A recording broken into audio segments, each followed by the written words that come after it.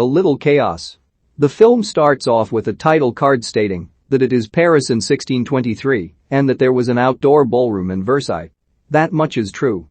The King of France Louis XIV Alan Rickman is describing to his queen and children the heaven that Versailles will be and detailing his announcement to them before he makes it to the court. He appears to be a kind king, devoted to the children that surround him, and also a traditional one, allowing the courtiers to dress him and interrupt his family time. He instructs for there to be a garden in Versailles that is almost a window to heaven itself. A few months later, as the garden is being prepared, Madame Sabine de Barra, Kate Winslet, toils in her own garden, pulling, strangely, shells from the dirt. She receives a letter from Monsieur André Lenotre inviting her for an interview. She converses with her maidservant, and it is clear they have been praying this would happen. She dresses well and buys herself an elaborate hat on her way. When outside of the Lenotre house, she rearranges some of his potted plants so they are no longer in a perfect symmetrical order. André sees this out the window. André is talking with his butler about how his father was a famed landscaper. If André does not satisfy the king with the Garden of Versailles, he will be tarnishing his father's name, as well as possibly causing himself some jail time. André seems exhausted by the interview process. He has interviewed many gentlemen and 3 are left, including Sabine. Sabine is outside of André's office, and she meets the other candidates, all of whom seem confident in their own abilities as well as disdainful of Sabine's talent because she is a woman. Sabine is called in and André questions why her plans seem to lack order. She claims she was inspired by his own plans in that they seem to go above order. She also wants to create something uniquely French and not copy the works of the Romans or the Renaissance. André does not hide his exhaustion and dismisses Sabine with barely a few remarks. She returns to her landscaping crew and puts her new hat on the rubbish pile. Later André is going through all of the plans and realizes that Sabine's is the only one with a semblance of originality. It also fits perfectly into his unfinished plan for an outdoor ballroom. Sabine is in her house changing when she hears a cry. She goes outside, but no one is there. There is a knock on her door, and her maidservant tells her it is André. Sabine runs to change, leaving André alone in the garden. He examines it. There is no order, and yet it is exceptionally orderly. The lack of order is what elevates it. Sabine finds André examining the garden. He turns to her and asks her why she rearranged his plants outside his house when she thought no one was watching. She explains that there is not a real order in nature. He tells her that, when she has the job of designing Versailles, she will be open to public ridicule and will have to stand down naysayers. He leaves, leaving her elated at her good fortune. Upon her arrival to Versailles, there are already problems. The current crew has no idea how to get the water for the proposed fountain. André simply says, if the King of France wants it, it must be done. Everyone thinks it is odd that Sabine is there, as a woman. Sabine is up late staring at her plans and trying to work out the water problem. Suddenly she hears a voice cry out "Mama," and she jumps up and says "I'm coming," then realizes she was asleep and the voice was a dream. That is when inspiration hits her. She runs to André's house and shows him her new plans, recycling the water and using the water pressure to power the fountain. André is excited at this and his wife watches them talk from a window. Later we see André talk to his wife and she reminds him of their arrangement. They both have their affairs as long as he does not embarrass her. André is clearly hurt by the fact that his wife prefers other men. His wife is clearly worried about Sabine's influence on him. Sabine has a hard time controlling the workers at Versailles as they prefer to ignore her and take off drinking. Monsieur Thierry Duras, a man she met at André's house by her interview, notices her doing heavy labor by herself and procures her a new trustworthy crew. The news of Sabine's creativity and ingenuity cause her to be invited to court. She goes, not realizing she is at the court. She mentions she thought it was a meeting of landscapers. Instead, she is surrounded by the noblest men and women of the age. She lingers by the doorway, nervous, until a gentleman, Duc Antoine de Lauzun, escorts her outside and shows her the court. He explains to her that none of the nearly 2,000 courtiers are allowed to leave without the king's permission. Since they are all quite bored, he says everyone has slept with everyone.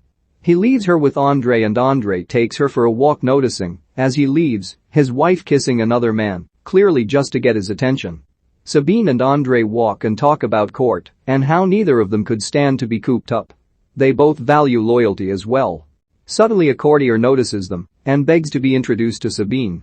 He is Duc Philippe d'Orléans, and he is quite flamboyant, looks like a 17th century Liberace. Played by Stanley Tucci. He introduces her to his wife Elizabeth Charlotte, who has heard all about Sabine, and takes her for a walk to discuss engineering. After this, many members of the court come out to the building site to see what is going on, and Andre and Sabine are invited on the palace retreats. Sabine shows the visiting courtiers the dynamite that is being used to clear space. When the blast goes off, Sabine seems to go into a trance and thinks she hears a little girl's voice. Andre and Sabine are on a court retreat. They eat lunch with the Duc and his wife. Elizabeth Charlotte whispers to Sabine that she knows her husband is having an affair with his manservant, but she doesn't mind because he still gives her children. The court goes on a lively walk through nature which they find exotic. Andre and Sabine stay behind and walk together, discussing Andre's wife, who grows more suspicious and controlling. Sabine has a vision of a young girl running through a field. Andre takes her to a tree littered with glass, notes, and other decorations. He says it is a shrine. All of their court friends are there as well, appreciating the disorganized beauty. Meanwhile, the outdoor ballroom fountain is coming along well. Sabine is closing up before a storm comes in when Andre's wife shows up. She tells Sabine that she is merely a distraction to Andre, he has had them before, and he will have them again. She takes off her glove and touches Sabine's face and says such a pretty thing. Meanwhile, one of her servants steals Sabine's keys. He uses it to open the dam they have constructed, allowing the water to flood the site, while the storm does as well. One of Sabine's workers notices and informs the others. They rush to stop the water, while Sabine attempts to close the dam. She slips and is almost swept away, but Andre catches her and closes the dam. The damage has been tremendous. Sabine is sleeping on the work site when the king comes to look. He wants to fire Andre, but the workers, especially Thierry Duras, that the work that Sabine and Andre are doing is original and that this is a minor setback. Andre and Sabine are at an outdoor dinner with the Duc and members of the court. Suddenly a messenger comes upon them to inform them that the queen has died. We cut to Andre's wife in a carriage, having anal sex with a prostitute. She leaves the carriage and goes into their house. She asks Andre as he's been sleeping with Sabine. He informs her of the queen's death. She immediately asks when the king will remarry. The Duc is attempting to feed the king, who refuses to eat. He asks to be taken to Versailles and left alone. He is in a vegetable garden with his wig and ornaments removed when Sabine comes in the back, meaning she did not see the guards in the front. Because he is not wearing a wig, she assumes he is the man she is trading plants with. He goes along with it until he slips and mentions he will be living at Versailles. Sabine realizes her error and bows deeply. He asks that they continue the charade, and together they study the plants and sample the fruit. He talks about how he misses his wife because she was a simple woman who was devoted to him. The woman he wants to marry is of no birth, so he cannot marry her. Sabine suggests he marry her in secret, and then it will be done, and there will be nothing to say. The king thanks Sabine and invites her back to his palace to be presented to him. Andre tells his wife he has decided to take up with Sabine. When she protests, he says that when she began taking up lovers, she told him it was not personal, she just needed someone to make her feel special. The ballroom is coming together well, and Andre and Sabine's chemistry has flourished. Andre and Sabine are at her house entangled in each other's arms when Sabine starts to cry, says she cannot continue and runs away. Andre is at the ballroom, which is nearly done, when he sees a glove on the ground. He realizes it belongs to his wife and that she must have sabotaged the project. He gives it to her and tells her he is leaving her. Sabine is brought to court. Before she is presented to the king, she sits in the head mistress's chamber with the ladies of court. They ask her if she has any kids. She reveals she had a 6-year-old girl named Marie Claire who died. They all go around and share the stories of their lost children, mostly from war and smallpox. Sabine says she keeps her child's things in a chest she has never opened. Then Sabine is presented to the king. She gives him a 4 seasons flower like the ones they smelled in the garden and says that every rose loses its blush but should be no less appreciated. She walks with the king.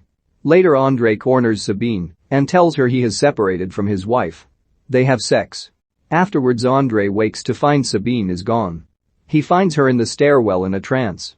She has a flashback to a morning when she woke up to see her husband lightly teasing Marie Claire.